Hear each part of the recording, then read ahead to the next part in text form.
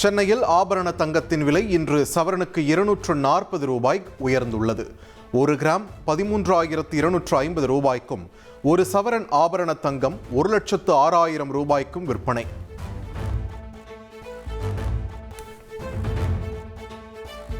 நீர்நிலைகள் விவசாயத்தை போற்றும் வகையில் தமிழகம் முழுவதும் ஆடிப்பெருக்கு விழா கொண்டாட்டம். காவிரி ஆறு உள்ளிட்ட நீர்நிலைகளில் சிறப்பு பூஜைகள் செய்தும் புதுமண பெண்கள் மாங்கல்ய கயிறு மாற்றியும் வழிபாடு.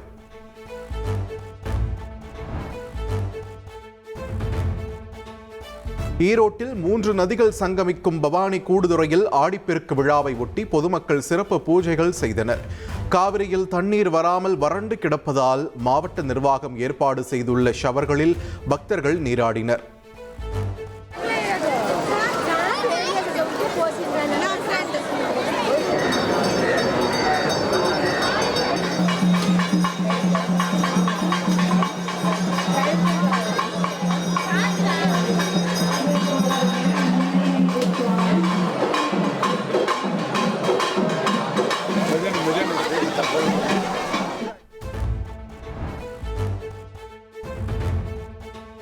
சுதந்திர போராட்ட வீரர் தீரன் சின்னமலையின் நினைவு நாளில் ஆங்கிலேயரின் அடக்குமுறையை எதிர்த்து நின்ற அவரது வீரத்தையும் தியாகத்தையும் போற்றி வணங்குவோம் என்று முதலமைச்சர் விஜய் புகழஞ்சலி.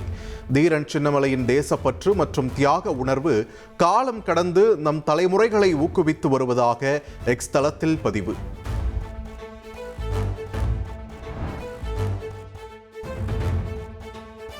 சுதந்திர போராட்ட வீரர் தீரன் சின்னமலையின் 221வது நினைவு தினத்தை முன்னிட்டு சென்னை கிண்டியில் உள்ள அவரது சிலைக்கு அரசு சார்பில் மரியாதை. அமைச்சர்கள் ஆனந்த், ராஜ்மோகன், ராஜேஷ்குமார் உள்ளிட்டோர் தீரன் சின்னமலையின் சிலைக்கு மலர் தூவி மரியாதை செலுத்தினர்.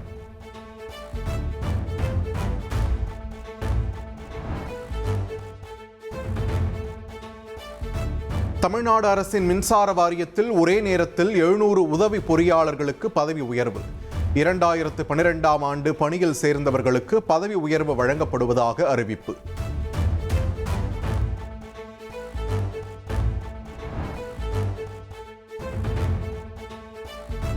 தென்காசி மாவட்டம் மேற்கு தொடர்ச்சி மலைப்பகுதிகளில் நேற்று இரவு முழுவதும் பெய்த கனமழையால் குற்றால அருவிகளுக்கு நீர்வரத்து அதிகரிப்பு.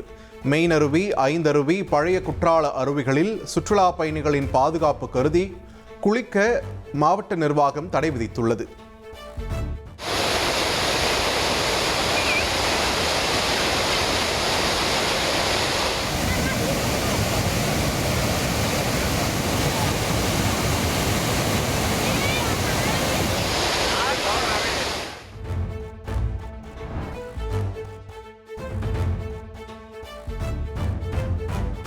தென்மேற்கு பருவமழை தீவிரமடைந்ததால் கேரள மாநிலம் திரிசூரில் உள்ள அதிரப்பள்ளி நீர்வீழ்ச்சியில் தண்ணீர் ஆர்ப்பரித்து கொட்டுகிறது.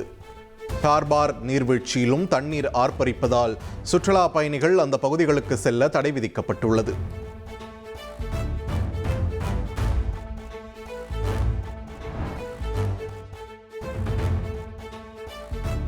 மேம்படுத்தப்பட்ட IRCTC இணையதளம் பயன்பாட்டிற்கு வந்த 15 நாட்களில் தட்கல் முன்பதிவு அதிகரிப்பு. தட்கல் முன்பதிவு தொடங்கிய 3 நிமிடங்களில் 5% வரை முன்பதிவுகள் அதிகரித்துள்ளன.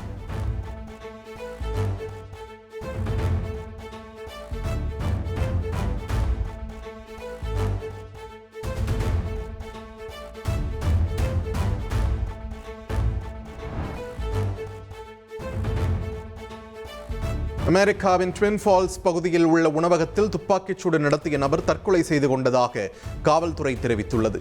சம்பவ இடத்திலேயே சந்தேக நபர் தன்னைத்தானே சுட்டு தற்கொலை செய்து கொண்டதை அடுத்து காவல்துறை தீவிர விசாரணை மேற்கொண்டு வருகிறது.